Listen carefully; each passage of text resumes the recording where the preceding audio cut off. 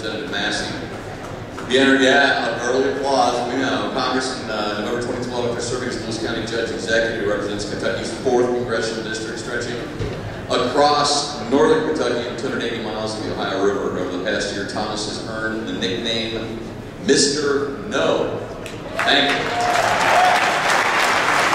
Obviously, because he has a strong constitutional stand and in his voting in Congress, he is one of the few remaining adults in the room that we call Washington, D.C. Without further ado, Congressman Thomas Massie.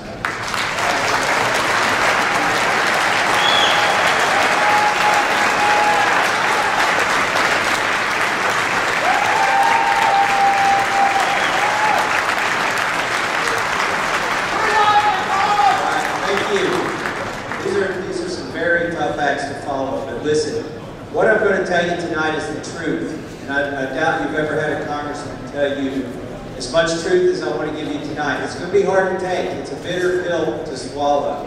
I'm going to mix in a little bit of humor, hopefully. And the reason I'm here tonight, the reason I agreed to come, is you all helped me get elected, but now I need your help again. Not to get elected, but I need your help to get these guys in Washington, D.C. to do the right thing. But I knew it was a swamp. I thought it was going to be a swamp. Washington, D.C. is built on a swamp. I got up there, and these guys think it's a hot tub when they get there. They don't want to leave. My mom says, "Are you making any friends up there in D.C.?" I think it's a loaded question. I know they got a 9% approval rating.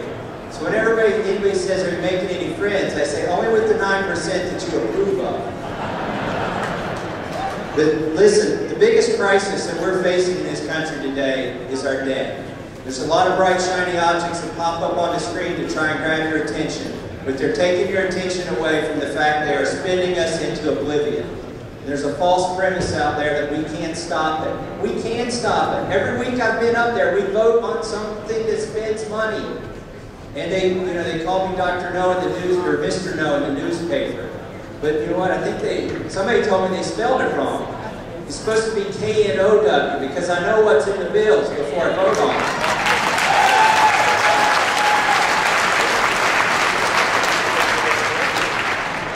it. Look, when we're up there, I'm going to tell you how we vote. This is some of the behind-the-scenes action that's going on. We've got a voting card that we use. It looks like a credit card. And I'm an electrical engineer, but I haven't quite figured out how it works. It's got some kind of RFID chip, or it's got a magnetic stripe. The other day I pulled it out of my wallet and tried to pay for my meal with it. I forgot. I didn't pay any attention. The waitress took it, she swiped it, she came back, she said, "Sir, your card was rejected. It's already got $16.8 trillion of debt on it." And that's the truth. This is how we spend your money. This is how we spend our children's money. We put this card in the machine and we vote. And there's two buttons. There's spend and don't spend. And I press don't spend. And if you ever see any evidence that I'm pulling on the brakes too hard and that the debt is slowing down too fast, let me know and I'll ease up on the brakes, okay? But in the meantime, I haven't seen any evidence of that yet.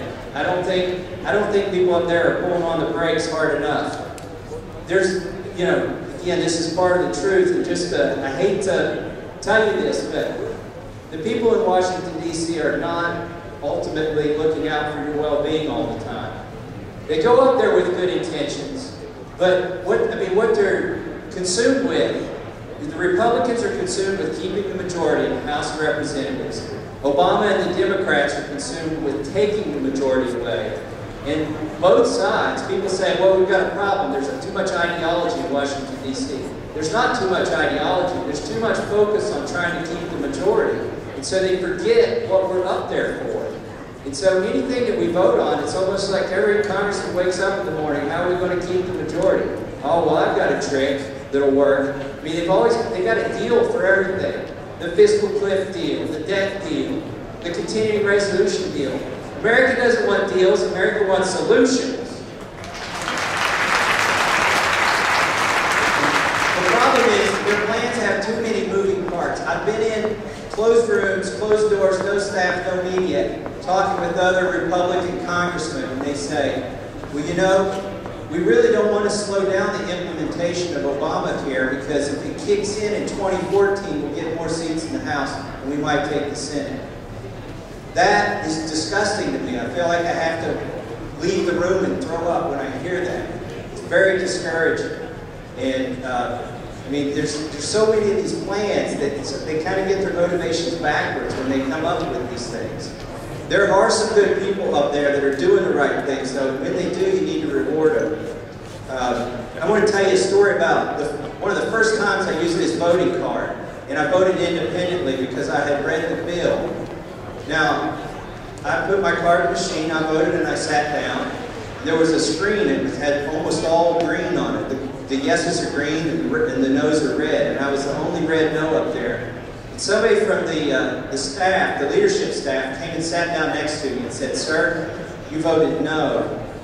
I said, "Yeah, I know." She said, "Well, was it a mistake?" I said, "No, that's how I wanted to vote." She said, "There's a desk over here, and the people over here have read the bill, and they can explain to you what's in the bill." And I said, "Well, I already read the bill. I don't need to go talk to those people. And that's why I'm voting no." And so, here's what she said to me, and this was my first 2 weeks in Congress. She said, "Well, we're not whipping the vote this time, so you can vote how you want today." That's when I found out what I was up against. When they told me I could vote how I wanted that day because that particular bill wasn't that important to me. I want to tell you about a bill that passed yesterday. Unfortunately, I voted against it. There were 29 Republican noes. But this bill passed. It's called CISPA, Cyber Intelligence Sharing and Protection Act. This thing, it's basically a license for the government to read all of your email, anything that's electronic, and we know everything's electronic these days.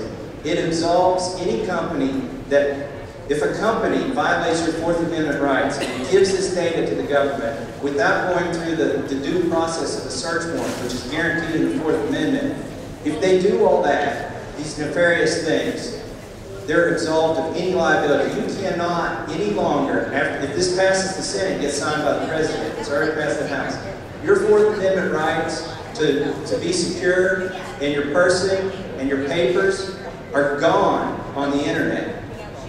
And now you're going to hear in the news, you're going to say, "Oh no, we scrub all your personal information from this data before it goes to the government." Guess who scrubs your personal information? The government does. It all goes to the government servers, and they decide what to scrub. So, and we said, well, why can't we have a bill where the company has to scrub your personal identification from the data before it goes to the government? And they said, well, if we make them do that, they won't give us the information. So we have to make it as easy as possible, so we just let them give us the information with everything in it, and we'll scrub it. Trust us. All right, now that's the bad news, and I don't want to just give you all bad news. So here's the good news about this bill. There were 29 no's. 8 of those no's were freshmen. These guys have only been there 3 months. So if you have been in Congress for only 3 months, you are twice as likely to vote against this bill than if you had been there for 2, 5, 10 years. So the good news is we are having a lot of turnover in Congress. Half of the members of Congress have been there for less than 6 years. And we need to keep turning them over until we get the right ones in there.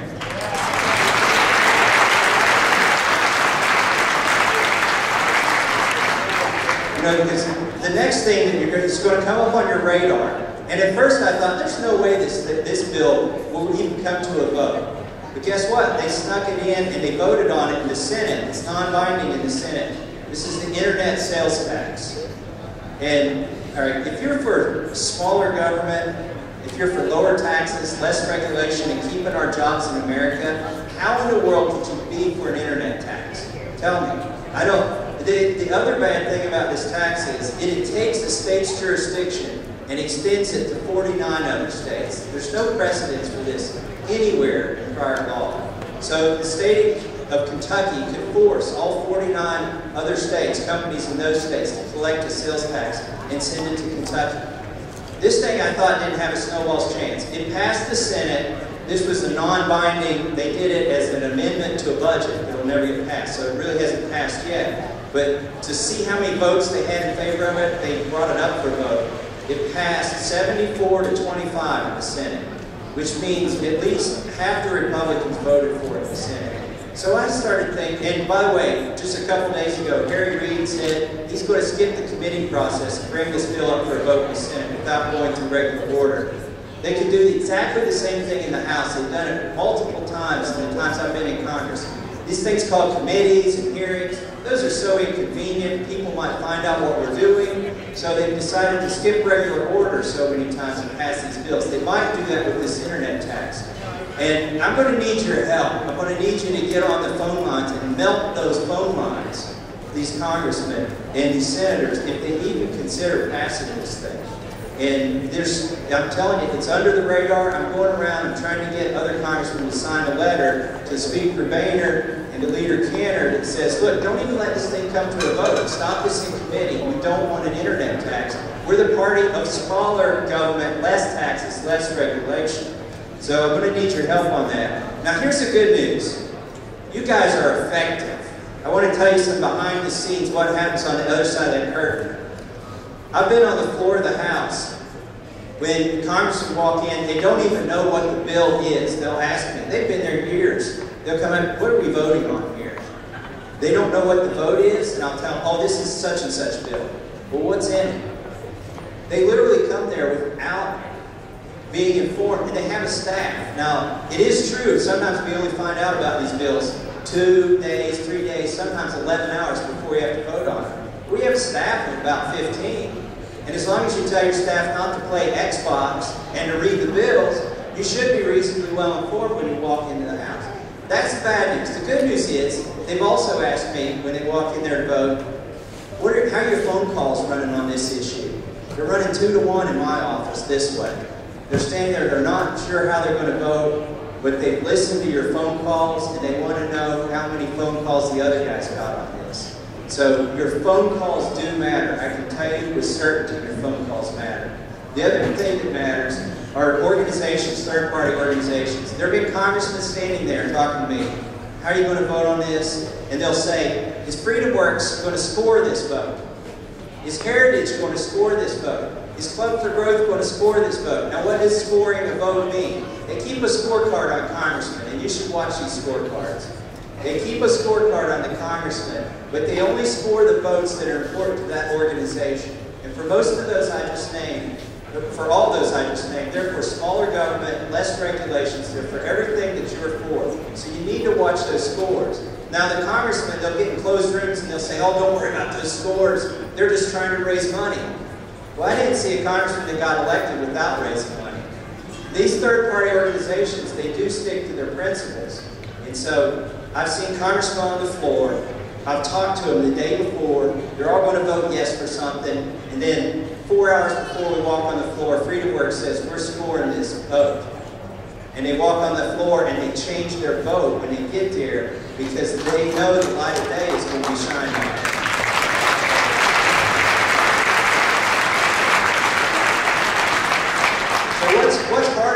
What is harder than getting a fiscal conservative elected? Getting that guy to vote fiscally conservative. That's even harder. That's what you all need to do. So let's talk about a few other issues here. Gun control. Fortunately, this thing died in the Senate. And where it should die. It's died anyway. You don't need any more gun control. Gun control means hitting your target, right? But I had another congressman, he came to me, so and this is to the third-party organizations again. By the way, anytime somebody asks me, is the Tea Party dead, is the influence of the Tea Party over, I have to laugh in their face. Because I see congressmen, they are white, the blood is drained from their face, they are terrified because you guys have them in their crosshairs. And they don't know what to do, the microscope's on them. And this happened just the other day on a gun issue. There was a congressman got a little bit cute with his language and said he might be for some kind of gun control or some kind of background checks. I'm not going to say which one it was. And so one of these gun organizations started running ads in his district. He came to me, he was white as a sheep. He's like, you helped these guys raise money. Call them off, get them off. You know, it's like, well, did you say it?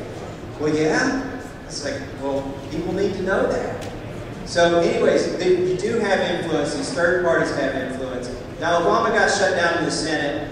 I assure you, he's going to get shut down in the House with gun control, but he's trying it with executive orders, if you haven't noticed. He's got 21 executive orders. One of the most nefarious executive orders is he's trying to, using Obamacare, he's trying to recruit doctors into becoming elements of the gun control. And so they're supposed to, you can go look this up, one of his executive orders, he wants to encourage doctors to ask if you have a gun in the house. Now, if your doctor asks if you have a gun in the house, I advise you to tell him what I'm going to tell my doctor if he ever asks that question. I'm going to pull my gun out of my pocket and say, no, doc, I brought it with me.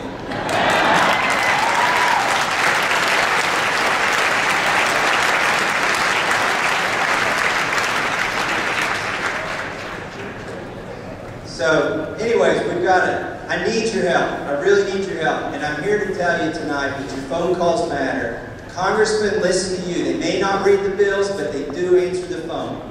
Somebody answers the phone for them. Somebody tells them how this issue is going. If everybody in here would make a phone call to their congressman, it would melt their phone lines. I'm telling you. Then if you found 10 friends to do it, it would shut down their phone system.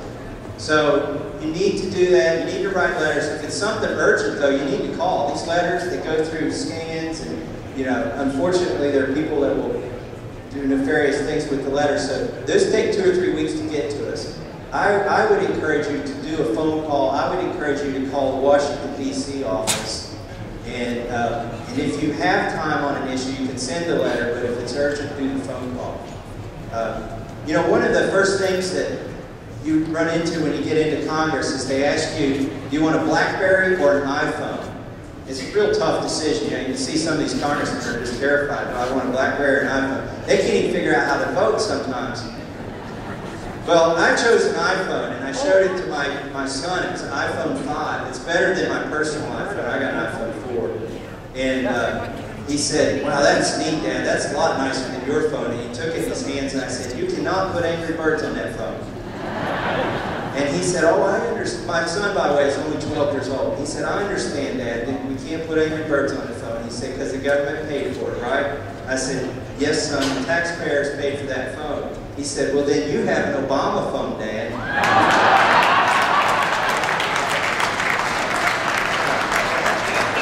My kids are smart as a whip, and they don't give me any slack. I mean, they make sure I vote right. Yeah, the worst thing I have to do is go home and face 4 kids if I don't vote right. I want to leave you with another element of hope. Congress is dysfunctional because you have Republicans fighting Democrats and they forgot what they're fighting about. They've lost all. It's not that they don't have an ideology. It's like the ideology doesn't even matter now. Even if they agreed on something, they want to get the other one out of office. I'll tell you another dysfunction I didn't realize until I got to Congress. The Senate doesn't get along with the House. The Republicans in the Senate don't get along with the Republicans in the House. They'll plot, like on the fiscal cliff deal. Well, why don't we just do this, go into recess, go home for Christmas, and then the Senate will have to deal with it. And the Senate will do the same thing. The senators figure out how to throw the representatives under the bus sometimes. That's a source of dysfunction, but that's being worked on. There's some good senators over there in the Senate. You've got Rand Paul, Mike Lee, Ted Cruz. And these guys are building bridges back to the House. And so we're getting together a lot. Sometimes, I think this is how it might have worked back when the country was first founded. We have meetings that are not on C-SPAN, where we actually try and get together and figure out what the right thing is to do. Not the right thing to get elected, but what's the best thing for the people, and how do we get the leadership to accept this? And so we had one of these meetings the other day, and I'm going to close with this. It was at Jim DeMint's townhouse. He was still senator. He hadn't resigned yet to go work for Heritage, which is another great organization. But we're sitting in Jim DeMint's townhouse. There's about a dozen congressmen and 4 or 5 senators, conservatives, trying to figure out what the best thing is for our country. Well, I'm not a lawyer. I'm just an engineer turned farmer, and I'm sitting with some lawyers here. Now, they're good lawyers. Ted Cruz and Mike Lee, they've got their constitutional court cases down. They know it all cold. So they start debating a case. Just right there, we're just having some drinks, and they start talking about this case, McCullough versus Maryland. Now, I didn't know what McCullough versus Maryland is, but in this case, I had to go look it up on Wiki. But I didn't have time to look it up then, and I was trying to follow their conversation. McCullough versus Maryland is where Justice Marshall said the power to tax is the power to destroy. And the state of Maryland was trying to keep a federal bank from getting set up in their state.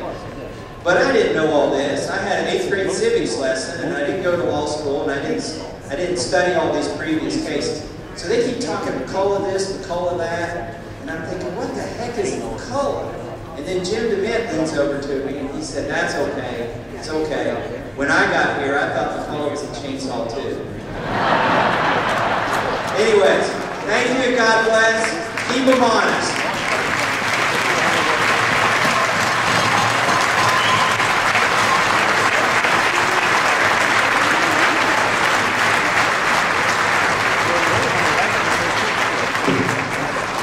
Can you give anything for a room full of guys like that in Washington, D.C. as opposed to what we've got? Someday you're going to say, I remember when he's going places. We're going to do a quick raffle. Whoever's getting raffle tickets, we'll do that. Somebody's going to put a copy on Beck's new book. Back to Hey everybody, I have one quick announcement. The Taxpayers Don't Stand a Chance booth. Mary, raise your hand over there. Those books are free and it's an amazing read if you haven't read it yet. Please take them home. Mary does not want to carry them out. We have one more quick announcement before the raffle. Sheriff? This will only take 1 second. It gives me a great pleasure to announce that the Boston terrorist has been captured alive and wounded.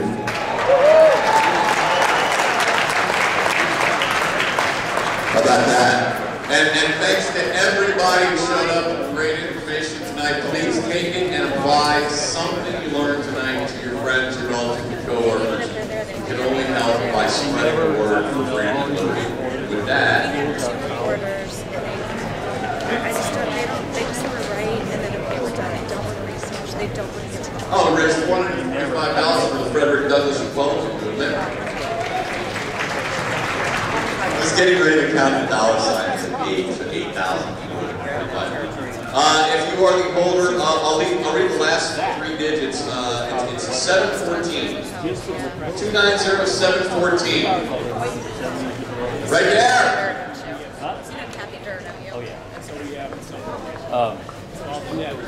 And thanks to everybody again, and thanks for having me tonight.